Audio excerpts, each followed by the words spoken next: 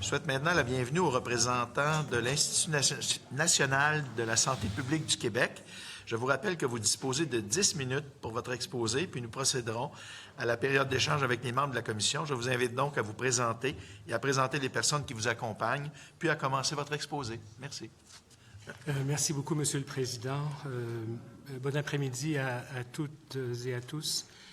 Merci évidemment de nous recevoir. Je m'appelle Pierre Gerlier-Forest, je suis le PDG de l'Institut national de santé publique. J'occupe cette fonction depuis 2022 après une longue carrière au Canada et à l'étranger.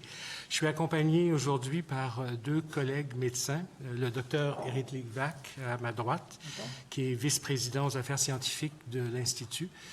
Éric, ça vous intéressera peut-être pour la période de questions tout à l'heure. Une particularité dans sa carrière, c'est qu'il a travaillé à l'INES et au ministère de la Santé avant de trouver sa voie à l'Institut national de santé publique. Et puis, à ma gauche, le docteur Judith Fafard, qui est la directrice médicale du laboratoire de santé publique du Québec, une microbiologiste de grande réputation. Et là, une des choses qui est intéressante dans la carrière de Judith, c'est qu'elle a conservé une pratique clinique et que ça peut être intéressant si vous voulez explorer les différences qui existent entre le système de soins et la santé publique. Elle en a une expérience personnelle directe à travers sa pratique.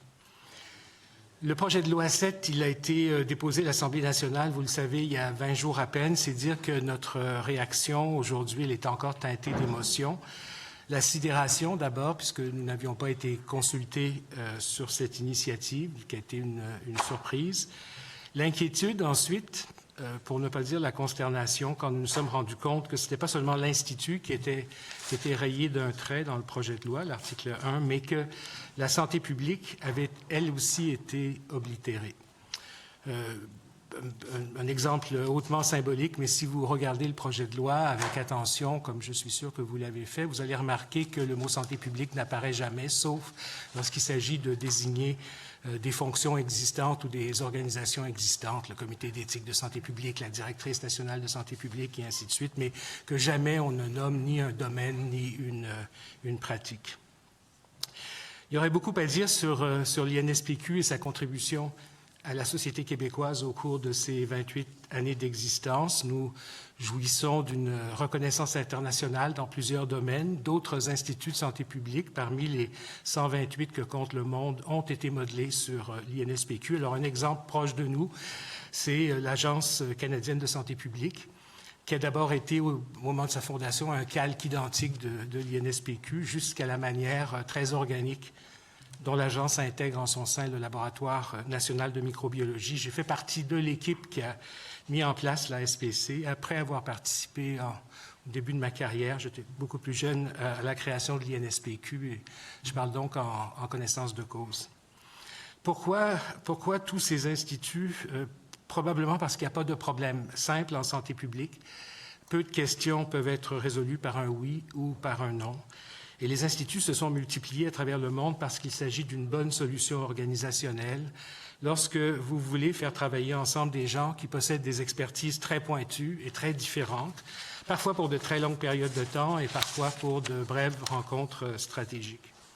C'est aussi une manière commode de garder à portée de main des compétences techniques qui sont rares mais qui sont indispensables et que vous ne trouverez ni dans les universités ni dans le réseau de la santé. Je vais vous donner un exemple concret. Il nous a seulement fallu 3 jours pour répondre au ministre Carman quand il s'est inquiété de la distance qui existait entre les sites d'injection et les services de garde.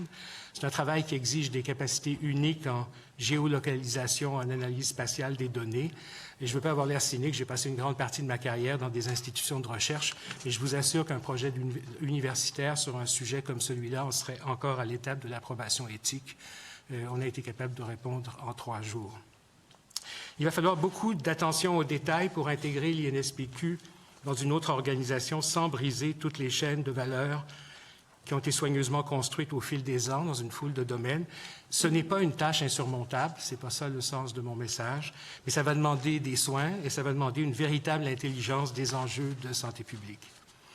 Pour y parvenir, une des toutes premières choses à faire, c'est de s'assurer que les fonctions principales de santé publique et que les missions essentielles qui en découlent soient bien protégées dans la loi. C'est le sens des amendements constructifs. Vous savez, en anglais, on parle de « friendly amendments » que nous mettons de l'avant.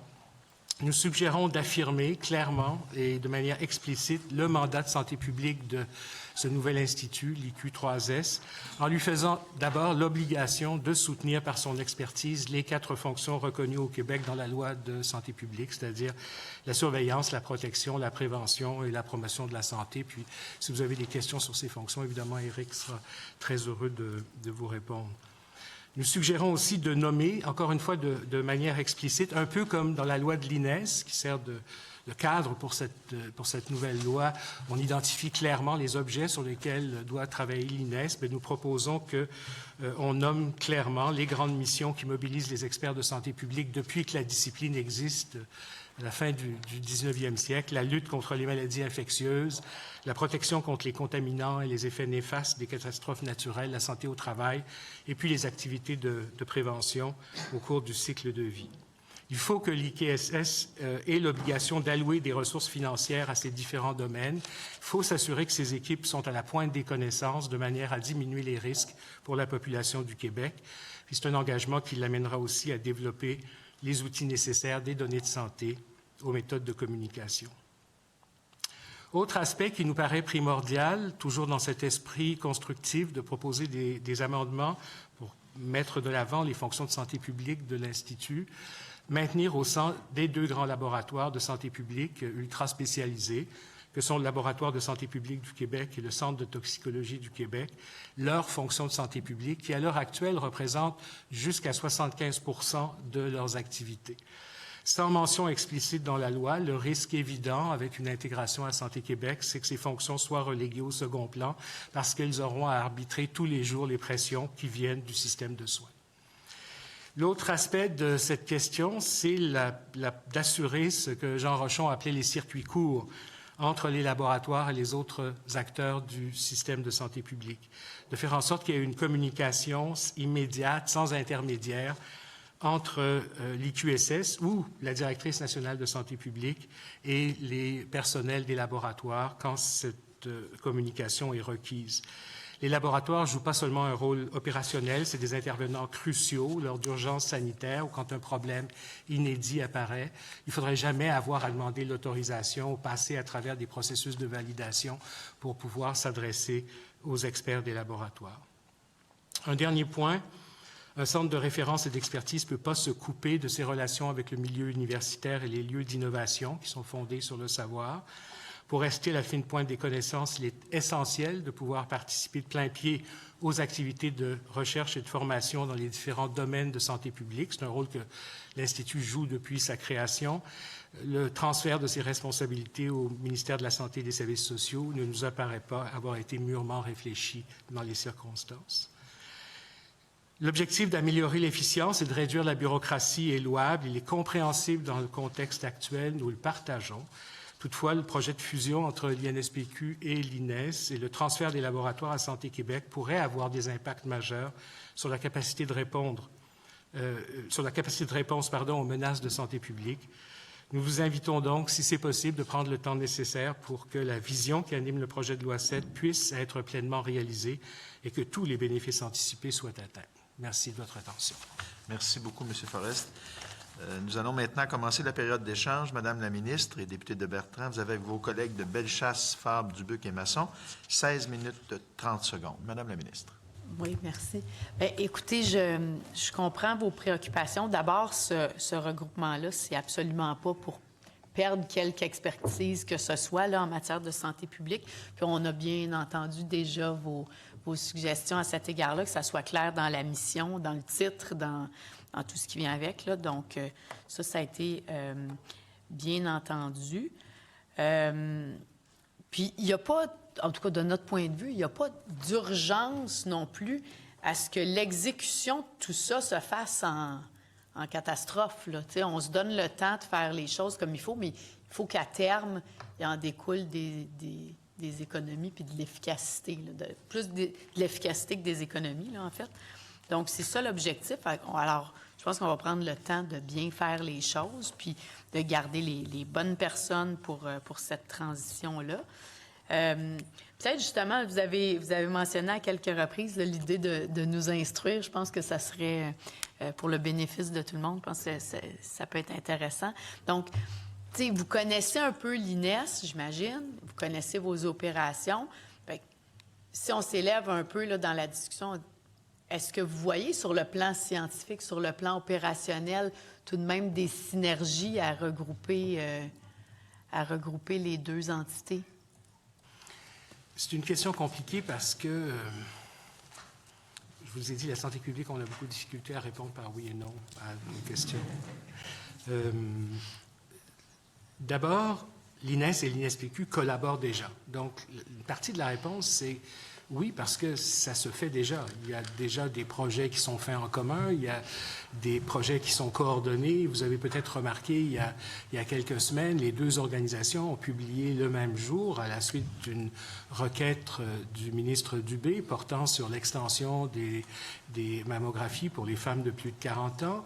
Les deux organismes ont publié le même jour un rapport portant sur des aspects différents de cette question-là. Mais ils ont travaillé la main dans la main tout au cours du processus pour être sûr, d'une part, qu'il n'y ait pas de duplication ou de contradiction, mais aussi pour être certain de couvrir l'ensemble des problèmes et de la question. Donc, il y a des possibilités de collaboration qui existent et qui sont déjà en place. Au moment où le ministre préparait sa stratégie de prévention, les comités d'éthique de l'INSPQ, de l'INES et à ma demande de la commissaire à la santé et au bien-être, ont publié un avis commun sur les aspects éthiques de la stratégie de prévention. Pas 3 avis en même temps, mais un avis commun. Ils ont travaillé ensemble. Donc, vous voyez que ces synergies-là, elles existent déjà dans beaucoup de domaines. On a des mandats différents. Il est possible que, si ce projet d'institut fonctionne dans l'avenir, oui, je peux voir des domaines dans lesquels la collaboration pourrait être plus importante. Il y a des choses qui font que je trouve très intéressantes, évidemment, mais pour le moment, ce qui m'embête beaucoup, c'est que je n'ai pas une étude qui me montre exactement combien ça pourrait marcher. Et pour moi, un des problèmes actuels, c'est celui-là, c'est-à-dire que c'est l'absence de données probantes qui me montrent exactement comment on va mettre ensemble les deux organisations. Éric, tu veux commenter davantage? Oui. J'ajouterais peut-être quelques éléments. Je pense qu'une chose qu'il faut vraiment comprendre, c'est le fait que la mission des deux instituts, elle est quand même assez distincte. Il y a peu de chevauchement, il n'y a pas vraiment de duplication entre ce que nous faisons, mais il y a des points de jonction des fois, puis il y a des dossiers dans lesquels on va être appelé à se concerter puis à collaborer. Puis comme M. Forest l'a dit, c'est quelque chose qu'on fait déjà. Donc, on est deux organisations qui gèrent de la science, qui essaient de synthétiser la science au bénéfice des décisions. Du côté de l'INES, c'est des décisions dans le système de soins et de services, donc des décisions qui visent la prise en charge des patients individuels par des professionnels de la santé, qui visent aussi les décideurs et les gestionnaires des établissements. Puis de notre côté, mais ce sont des décisions qui visent le bien-être et la protection de la santé de toute la population.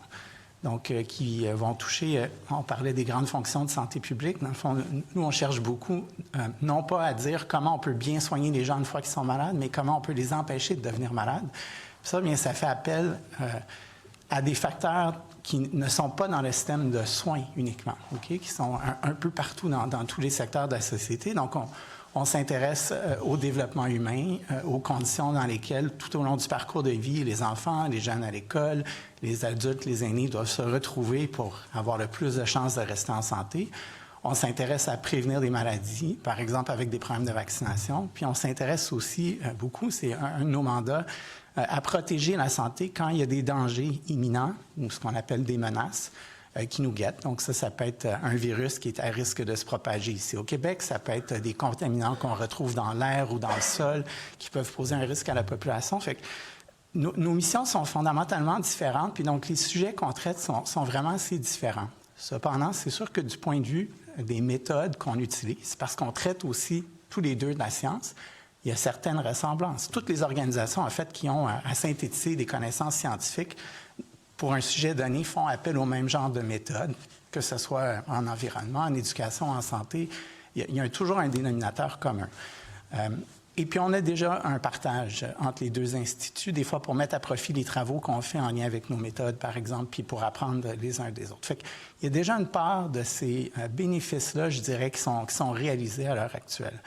Mais après ça, il faut vraiment voir que dans le quotidien, les dossiers qu'on traite vont rester distincts et largement séparés, et puis aussi s'appuyer sur des expertises qui ne sont pas les mêmes, qui sont différentes. Fait que on peut, je pense, imaginer certains bénéfices, mais il faut quand même se dire qu'ils sont, somme toute, assez modestes, probablement, par rapport au volume d'activité puis à tous les produits qu'on réalise à chaque année. Puis c'est le cas des deux instituts, qui ont une production importante, mais très spécialisée dans leurs domaines respectifs. Puis je pense que leurs deux missions respectives sont vraiment très importantes. Okay, je vais avoir des questions sur les laboratoires, mais si on retourne au contexte de la pandémie, justement, comment ça s'est matérialisé ou concrétisé votre collaboration avec l'INES, avec le ministère de la Santé? Comment fluide tout ça était du fait qu'on avait 3 organisations impliquées? Docteur d'Alberta, c'était pas clair. Ah oui, bon. Et puis moi, ça ne devait pas être mieux. Pendant, en fait, une bonne partie de cette période-là, je n'étais pas à l'INSPQ. J'ai été au ministère comme conseiller médical stratégique avec Dr Arruda. Donc, dans ce rôle-là, j'ai eu à transiger autant avec l'INSPQ qu'avec l'INES, et puis surtout avec un très, très grand nombre de partenaires. Donc, tous les ministères, plein de représentants de la société civile. Donc, il faut se mettre dans le contexte où la pandémie a été une situation exceptionnelle, où on a vécu des défis d'une très grande complexité, puis il n'y a rien de ça qu'on pouvait traiter ou résoudre sans travailler en dehors de nos frontières habituelles. Okay? Donc, c'est vraiment une période, je pense, où pour toutes les organisations, il y avait des besoins de collaboration puis de mise en commun qui évidemment, dans l'urgence dans laquelle on travaillait, n'était pas simple. Mais pour ma part, je pense quand même que la distinction et la différence entre les deux missions était bien claire. Dans le cas de la pandémie, l'INSPQ s'est intéressé, en fait, se penchait beaucoup sur la dynamique de transmission dans la population. Qu'est-ce qui fait que l'épidémie progresse? Comment on peut essayer de la contrôler, de la ralentir? Puis on sait que la transmission était largement communautaire dans la société. Donc, sur toutes les mesures qu'il fallait mettre en place dans les différents milieux, sur les impacts que ça avait, parce qu'on regardait évidemment des dimensions de santé, mais aussi des dimensions sociales, l'isolement des personnes, des dimensions économiques qui étaient très importantes pour le gouvernement là-dedans. Donc, la santé publique, nous, on avait le concert avec tous les partenaires à essayer de traiter toutes ces questions. L'INES était davantage sur les conséquences sur le système de soins, qui étaient aussi très importantes, puis évidemment qui ne sont pas, qui sont reliées les unes aux autres. Plus le virus progresse dans la société, bien, plus il y a des gens qui se retrouvent malades, qui sont hospitalisés, plus il y a une surcharge sur les hôpitaux. Fait que l'INES était davantage sur cette question de la charge hospitalière, les conséquences sur le milieu de soins, puis évidemment, bien, on avait à partager des données puis à partager des perspectives. Ce qu'on faisait durant la pandémie à chaque semaine autour de la cellule de crise qu'il y avait au Conseil exécutif. Fait que pour moi, il y a eu une synergie qui n'a pas été toujours simple parce qu'elle ne l'était pas non plus avec aucun des autres acteurs avec qui on avait à mettre en commun, mais qui a été très fonctionnelle. Puis je pense qu'on a très bien fait durant la pandémie au Québec quand on se compare. Oui, même pendant la pandémie, c'est certain que les laboratoires ne sont pas destinés pour l'instant à être fusionnés avec l'INES, mais lors de la surveillance des variants de la COVID, on faisait ça, nous, principalement pour l'efficacité vaccinale, essayer d'anticiper les nouvelles vagues de pandémie, faire de la modélisation. Mais aussitôt, pour vous donner un exemple, qu'on a vu poindre des variants qui résistaient aux anticorps monoclonaux. Nous, on n'a pas attendu d'avoir un mandat ou que quelqu'un nous pose la question. On est allé interpeller directement les responsables de l'INES aux médicaments pour les avertir que les anticorps monoclonaux qui avaient été approuvés au Québec pouvaient devenir inefficaces. Et on a continué jusqu'à la fin de ce programme de surveillance-là à alimenter les gens qui étaient responsables là, de l'approbation des anticorps monoclonaux à l'INES. OK, merci. Puis, j'ai-tu encore du temps, oui? Oui, 6 minutes. Ah, bon. Bien, opérationnellement, là, justement, les laboratoires, parce que là, ce qui est prévu, c'est qu'il y ait un regroupement avec ceux de Santé Québec.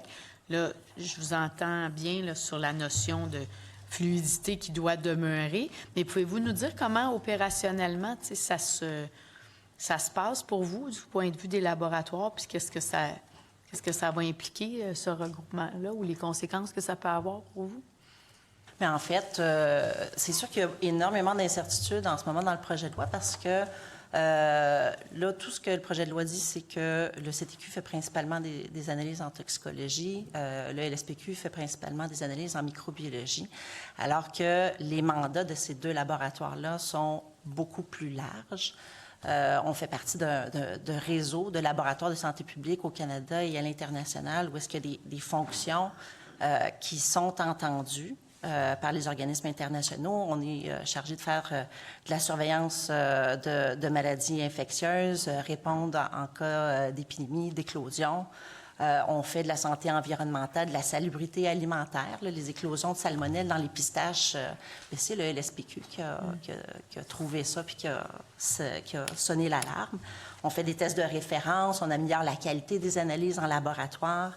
On fait de l'enseignement aussi au niveau des professionnels qui vont œuvrer dans les laboratoires du réseau. On fait des évaluations de politique publique comme les campagnes de vaccination qui sont faites à l'Institut. On travaille avec les équipes de l'Institut, nous, pour réévaluer ces programmes-là, voir si, par exemple, le vaccin pour le pneumocoque, si les souches de pneumocoque qui circulent sont les mêmes qu'il y a 5 ans, s'il faut réajuster les campagnes vaccinales. Et on fait de la recherche et développement pour faire des nouvelles technologies. Il faut qu'on voit les menaces venir avant que nos décideurs réalisent qu'il y a une urgence. Pour vous donner un exemple, la pandémie de COVID qui a marqué tout le monde. Nous, on a travaillé à partir du 5 janvier d'arrache-pied, bien avant que qu'on ait l'urgence sanitaire qui a été décrétée le 12 mars. La Chine avait publié la séquence du nouveau virus le 11 janvier. On avait un test de laboratoire prêt pour le Québec le 17 janvier. Donc, l'inquiétude qu'on a, nous, c'est que toutes ces missions-là ne soient pas explicitement reconnues lors d'un transfert vers Santé Québec. Et aussi, étant donné que Santé Québec est davantage opérationnel, qu'il y ait une compétition entre les priorités pour la santé publique, pour la santé de la population et les besoins de soins aigus, les besoins cliniques. Aussi, on est très intégré dans tous ces programmes-là de surveillance, de vigie, d'intervention, d'éclosion. On est très, très, très intégré avec les autres directions de l'Institut, avec les autres intervenants de santé publique. Donc, comment va s'effectuer cette communication-là avec la directrice nationale de santé publique, avec le ministère, avec les autres directions de l'Institut pour continuer à faire des programmes qui sont, je vous dirais, bonifiés si on se compare à d'autres juridictions. Il y a d'autres laboratoires de santé publique au Canada qui envient nos programmes de surveillance parce qu'on est capable de joindre les données de laboratoire et l'épidémiologie.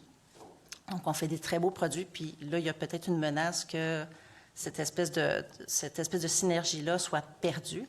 Et aussi, il y a un problème, une question très matérielle qui est, là, nos serveurs, pour faire fonctionner le laboratoire, ils sont à l'Institut. Tous nos actifs informatiques qui fonctionnent en passant sont à l'Institut national de santé publique. Donc, si le laboratoire transfère à Santé Québec, comment est-ce qu'on va continuer à faire rouler, comment on va avoir accès à nos bases de données, comment est-ce qu'on va avoir accès à nos pipelines bioinformatiques pour faire la surveillance? Bien, je pense que c'est des questions qui sont légitimes. Ce n'est pas insurmontable, ceci dit, sur l'aspect informatique. Ce qu'on me dit, c'est qu'il demeure que la mission des laboratoires nationaux, là, c'est un copier-coller de ce qui existe déjà là, dans la loi. Fait que la mission ne changerait pas. Là. Je peux me permettre? Oui. C'est que dans le projet de loi, ça dit que le laboratoire de santé publique fait essentiellement des analyses en microbiologie. Moi, je ne comprends pas qu'est-ce qui est différent par rapport à un laboratoire d'hôpitaux dans ce libellé-là. Même chose pour le Centre de toxicologie de Québec, qui fait essentiellement des analyses en intoxication. Il va falloir qu'on m'explique par rapport à la recherche de drogue dans l'urine qu'un laboratoire de biochimie d'hôpital est capable de faire. Où est la différence ici? OK. Bon, bien, il y a peut-être des nuances qu'il faut apporter pour assurer. Parce que, tu sais, il n'y a absolument pas un objectif d'amoindrir le rôle ou de le diminuer, de le diluer. C'est pas ça. Je pense qu'il y a un objectif de synergie, et clairement, nécessairement au niveau administratif. Puis après ça, dans les pratiques, bien, vous les connaissez mieux que moi, là, les synergies possibles ou déjà en cours peut-être de ce que vous avez dit. Je m'excuse. Non, je dis les synergies. Vous avez mentionné qu'il y avait déjà une collaboration Bien sûr. entre les organisations là, qui était existante. Bon, bien écoutez, 30 secondes, je vais les laisser aller. Merci. Merci beaucoup, Mme la ministre. Donc, je cède la parole maintenant au député de Marguerite-Bourgeois pour 10 minutes 24 secondes que vous pourrez partager avec votre collègue de Westmount-Saint-Louis. Merci, Monsieur le Président. Donc, d'entrée de jeu, tantôt, quand vous avez commencé votre allocution, vous avez dit que vous n'avez pas été consulté, c'est ça? OK. L'annonce a été faite, j'imagine, comme pour tout le monde, au moment du dépôt du projet de loi. La veille, le sous-ministre nous a informé qu'il y aurait un projet de loi qui serait déposé le lendemain. Moi, je ne suis pas un expert en santé publique, là, full disclosure, mais je comprends quand même qu'il y a une différence significative entre le rôle que vous avez puis le rôle de Santé Québec. Je pense que vous êtes, je pourrais la résumer simplement, plus dans la prévention, puis Santé Québec, c'est plus comme dans soigner le patient, là, si je comprends bien. Là, je la résume grossièrement. De surveillance, de regarder. C'est pour ça les grandes fonctions de santé publique, c'est la raison pour laquelle on pense que ce serait intéressant de les voir apparaître dans la loi. Elles sont déjà reconnues dans la loi de santé publique du Québec. Et des fonctions de surveillance, de regarder ce qui va se passer, des fonctions de protection, c'est-à-dire lorsqu'il y a vraiment une menace, il y a une catastrophe naturelle, des feux de forêt, des inondations, ainsi de suite. Des fonctions de prévention, de faire en sorte que ces choses-là n'arrivent pas. Et puis des fonctions de promotion, c'est-à-dire aider les gens continuellement à rester en santé, puis si possible à améliorer leur santé. C'est ça que fait la santé publique, c'est ça qui la différencie. Mon ancienne institution aux États-Unis disait, nous, on soigne les gens, mais 1 million de personnes à la fois. C'est ce que fait la santé publique.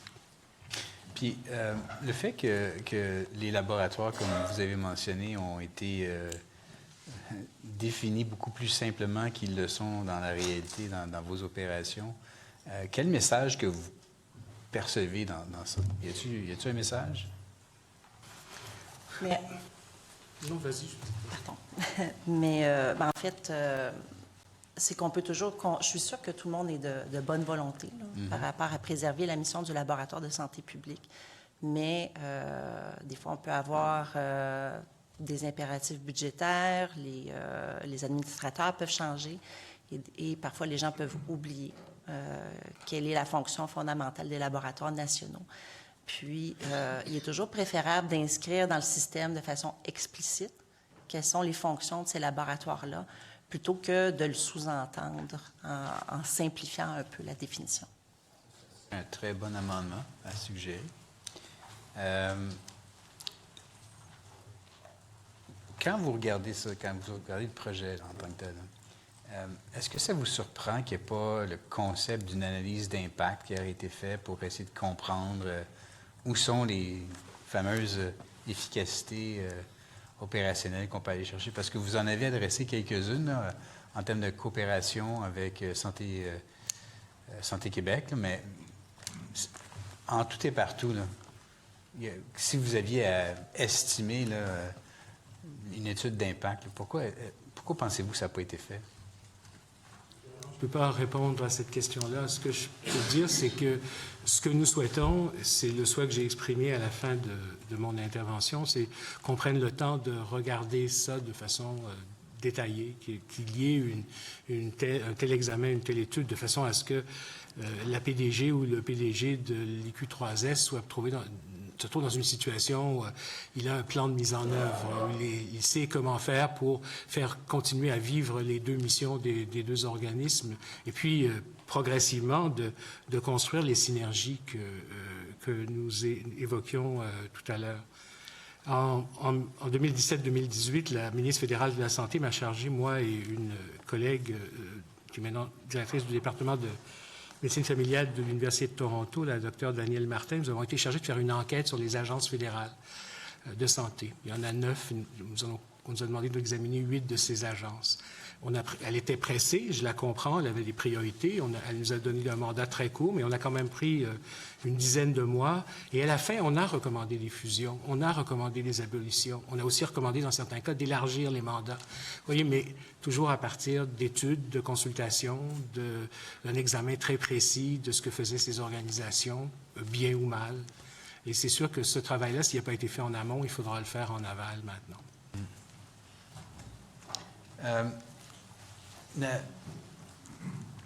Une SPQ a un peu la réputation d'être l'enfant pauvre là, du système de santé dans son ensemble, là, un peu au Québec. Là.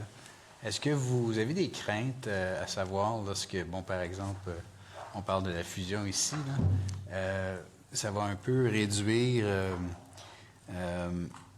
ce que vous faites là, plus vers la santé curative, point final, puis on ne veut pas vraiment aller trop de l'avant sur, justement, faire ces analyses d'impact pour des grands programmes à prendre soin de, comme vous aviez dit tout à l'heure, de plusieurs centaines de Québécois à la fois en prévention?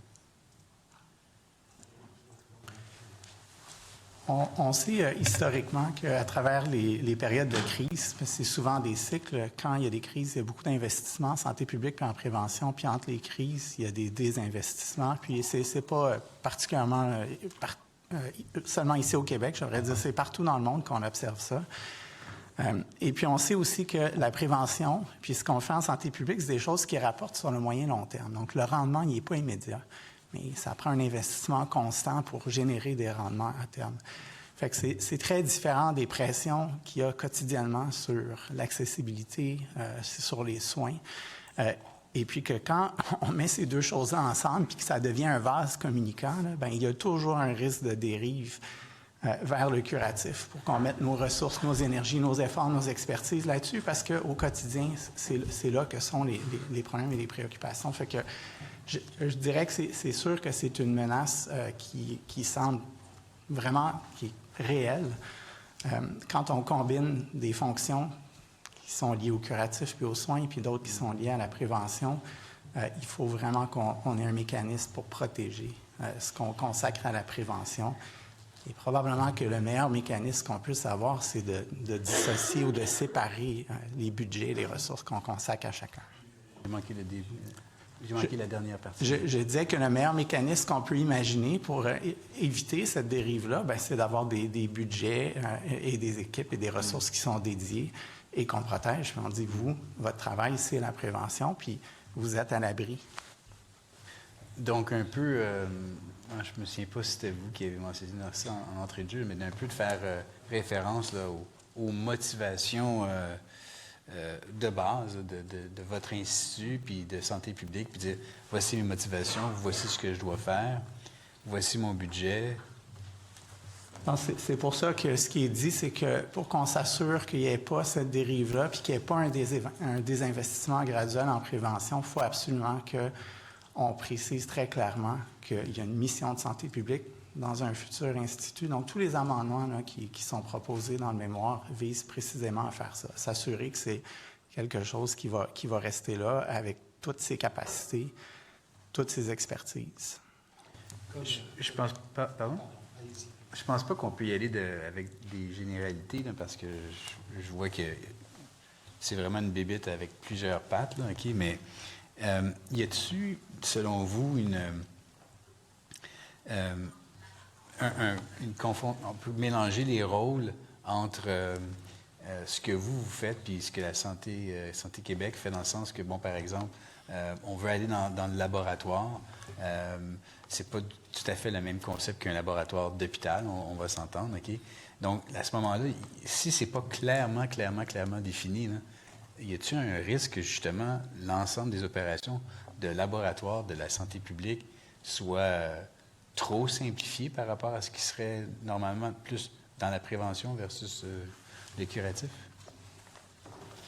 Il faut le penser en termes de compétition au quotidien. Moi, ça fait un certain nombre d'années que je dirige des organisations. Quand on fait un budget, on alloue d'abord les ressources aux choses qui sont obligé, soit par le cadre légal, soit par les règlements, soit par les politiques de l'organisation où vous vous trouvez. D'ailleurs, dans le cas de l'INES, quand la loi de l'INES est venue plus tard, en 2010, que la loi de l'INSPQ date de 1998, quand la loi de l'INES a été faite, on a tenu à protéger les missions des organismes qui avaient été fusionnés pour créer l'INES, pour être sûr qu'on allait continuer à faire travailler un comité qui s'occupe de l'évaluation du médicament, un comité qui s'occupe de l'évaluation des technologies, des organismes qui préexistaient à l'INES et qui fonctionnaient très bien. On voulait être sûr que ces missions-là soient protégées. On les a donc inscrites dans la loi. Et ce qu'on propose de faire aujourd'hui, c'est le même raisonnement, c'est de protéger les missions essentielles pour qu'ils continuent à avoir des équipes qui travaillent sur les maladies infectieuses, pour qu'ils continuent à avoir des équipes qui travaillent sur les contaminants, etc., de façon à ce que le PDG ou la PDG de l'organisation sache, en préparant son budget, qu'il ou qu'elle doit allouer des budgets et protéger des équipes dans ces domaines, comme ce qui a permis à l'INES d'exister malgré le fait que l'organisation était elle-même le résultat d'une fusion. Je vous écoute puis je me pose la question. OK, on va avoir, chacun va avoir une définition de tâche très spécifique. Chacun va avoir son carré de sable. Chacun va avoir ses budgets. Puis ça serait la façon la plus optimale de permettre justement le mode préventif de pouvoir continuer, puis le mode de prendre soin du patient aussi de continuer. Merci. Fait que je me pose la question. Merci beaucoup, votre temps est écoulé. Merci. Donc, je cède maintenant la parole au député de Laurier-Dorion pour 3 minutes 28 secondes. Merci, Monsieur le Président. Je vais avec une question très simple. En ce moment, au-delà des questions d'efficacité un peu ou budgétaires, etc., dans les missions qui sont les vôtres, voyez-vous la nécessité d'une fusion avec l'INES? Je ne sais pas. Je suis obligé de vous répondre que je ne le sais pas. Pour le savoir, il faudrait voir quelles vont être les règles du jeu, les règles d'engagement de cette fusion. Donc, je ne dis pas non, je ne dis pas oui. Je suis obligé, dans toute honnêteté, c'est mon devoir de vous dire, je ne le sais pas. Les acteurs sur le terrain qui ont l'expertise ne sont pas capables de dire au gouvernement allez Ils seraient peut-être capables de le dire, mais pour le moment, la question ne se pose pas vraiment sous cette forme-là. Très bien. Et, docteur Nidvac, vous avez dit tantôt qu'il y a des collaborations, mais il n'y en a pas tellement entre les deux organisations. Et j'ai l'impression qu'on va procéder à une fusion en deux organisations. On va mettre deux édifices ensemble, mais qui vont continuer deux édifices ensemble.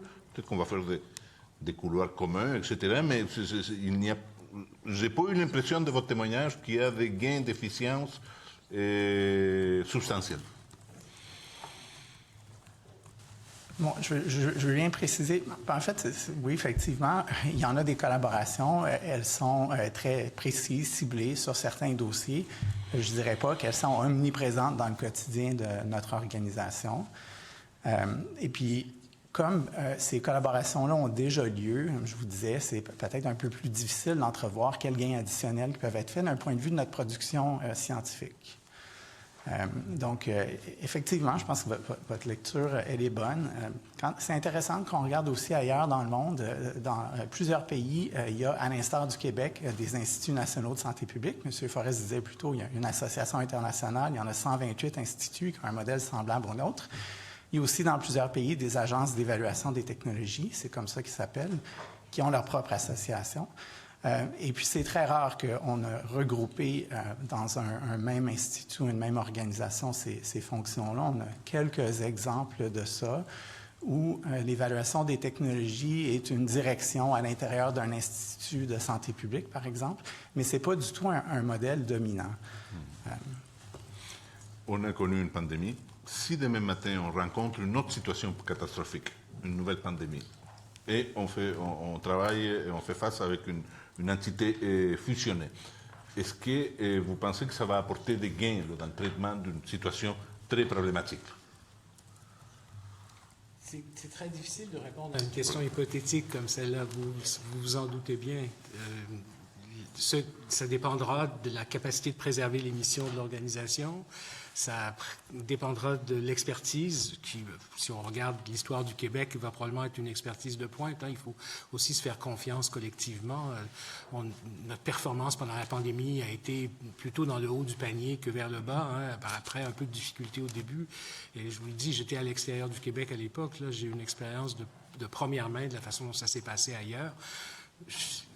On est quand même capable collectivement de résoudre ces problèmes-là. L'important, c'est d'être sûr que cette capacité, elle existe encore, qu'on a les réserves à la fois humaines, les capacités, les connaissances pour le faire, et qu'on va occuper ce champ de compétences comme on l'a fait depuis les débuts. Une autre crainte qu'on n'a pas mentionnée, mais qui me préoccupe, c'est que dans les autres provinces, pourquoi ils ne font pas exactement la même chose qu'au Québec? C'est parce que dans les autres provinces, ils acceptent que l'Agence fédérale est l'agence supplétive en cas de crise. Et au Québec, nous n'avons jamais accepté ce point de vue. Merci. Merci beaucoup, Monsieur le député de Laurier-Dorion. Maintenant, je cède la parole au député d'Arthabasca pour 2 minutes 38 secondes. Merci, Monsieur le Président. Merci à vous pour votre présentation. Monsieur Forest, je pense on a déjà discuté à une époque quand vous étiez en Alberta, justement, puis j'aimerais ça continuer dans cette veine-là, à savoir, le modèle québécois s'inspire de quel autre modèle? Dans l'optique de ne pas toujours réinventer la roue, qu'est-ce qui se fait bien ailleurs? Qu'est-ce qui devrait peut-être nous servir d'inspiration? Puis où est-ce qu'on se situe à l'heure actuelle avec ce qu'on a à travers l'INSPQ ou l'INES? Pour ce qui est de l'INSPQ, c'est un modèle innovant. C'est-à-dire que c'est un modèle qui a été un des premiers modèles d'instituts du genre. On appartient à la première génération des instituts de santé publique. Comme je vous l'ai dit, on a inspiré des exemples à l'étranger. On a des partenaires à l'étranger avec lesquels on travaille beaucoup parce qu'ils nous ressemblent beaucoup. L'Institut suédois, par exemple, de santé publique, c'est un institut qui ressemble beaucoup à l'INSPQ. C'est vrai aussi de l'Institut de santé publique des Pays-Bas ou du Pays de Galles. Donc, on entretient avec ces instituts et on n'est pas seulement demandeurs, ce sont des gens qui viennent nous voir aussi. Par exemple, Eric a dirigé une initiative pour développer le programme scientifique de l'Institut. Bien, il y a plusieurs instituts dans le monde qui sont venus nous voir pour nous dire comment vous avez fait, est-ce qu'on voulez-vous partager votre méthode, votre expérience. Donc, le Québec est aussi une source d'inspiration dans ce domaine. Et au Canada, il est évident qu'on domine très largement la scène et que l'Agence fédérale nous considère comme des partenaires d'égal à égal. Ce qui est pas mal du tout. Pourquoi c'est pas mal? Bien, parce que ça montre un niveau de compétence qui correspond assez bien à ce qu'a été la position du Québec dans ces domaines. Donc, et si je comprends bien, il n'y a pas beaucoup de modèles qui rassemblent les fonctions de l'INSPQ et de l'INES. Est-ce que ça se voit peu, ça? Est-ce que vous voyez, vous, dans la fusion des deux instituts, dans une nouvelle organisation, une agilité, une économie, une optimisation des ressources potentielles, là où on en est à l'heure actuelle? Est-ce qu'on peut faire de l'argent avec ça? Est-ce qu'on peut être plus efficace? De l'argent, non. Est-ce que, comme j'ai répondu tout à l'heure, à terme, il est possible qu'on voit apparaître des choses intéressantes. Moi, je voudrais faire plus d'analyse économique à l'Institut. Depuis que je suis arrivé, c'est une de mes préoccupations. L'INES en fait. Alors, je suis sûr qu'à terme, on arrivera... Ils ne sont pas le même genre d'économistes que ceux dont j'aurais besoin. Mais ça veut dire qu'on serait probablement capable de construire autour de leur expérience de travail avec des économistes pour développer des capacités comme ça. Donc, oui, il y a un avenir possible. Justement, je n'essaie pas de noircir le portrait de ce que serait un futur commun. Il faut simplement se poser des questions, comment préserver, dans les deux cas, la capacité de travail, d'analyse, de façon à protéger la population adéquatement. Merci. Merci beaucoup, M. Forest, Dr. Lidvac, Dr. Fafard. Je vous remercie de la contribution de l'Institut national de santé publique du Québec aux travaux de la Commission. Je suspends les travaux quelques instants afin de permettre aux prochains témoins de prendre place. Merci.